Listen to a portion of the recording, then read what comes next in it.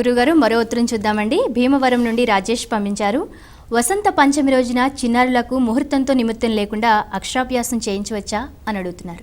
కాల నియమం లేదు. మాసానాం నియమో నాత్ర దినానాం నియమోపినా సదాసేవ్యం సదాసేవ్యం మహాసరస్వతీ బుధై. ఇది స్కాంద పురాణంలోని మానసోత్తర ఖండంలో శ్లోకం. ఇంత గట్టిగా ఎందుకు చెప్తున్నానంటే, నేనేం చెప్పినా ఓ పురాణంలో ప్రమాణం లేకుండా పొరపాటు కూడా చెప్పను. నోటికి వచ్చి ఇది చెప్పే అలవాటు లేదు. రేపు పొద్దున్న ఎవరైనా ఎక్కడుందని అడిగితే ఇదిగో ఫలానా పుస్తకంలో ఉందని చూపించి అథారిటీగా చెప్పగలను.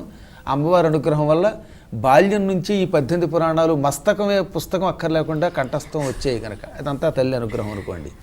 ఎందుకు చెబుతున్నానంటే, అమ్మవారిని సరస్వతిని పూజించటానికి ఈ మాసమే లేక ఈ తిథే ఈ రోజే ఈ పూట అనే నియమం లేదు.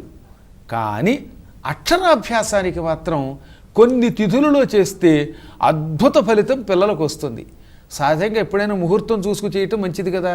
తారాబలం చూసుకోవాలి. ఏదో చక్క జన్మతార కాకుండా సంపత్తార, క్షేమతార, సాధనతార, మిత్రతార, పరమమిత్రతారల్లో అక్షరాభ్యాసం చేయాలి. కానీ వసంత పంచమి ఇందాక నుంచి మీరు అంటున్న మాఘ శుక్ల పంచమి ఉందే, అంటే సరస్వతీదేవి జన్మతిథి. ఆ మాఘ శుక్ల పంచమి నాడు మళ్ళీ శరత్కాలంలో ఆశ్వయుజ మాసంలో మూలా నక్షత్రం వచ్చిన రోజు.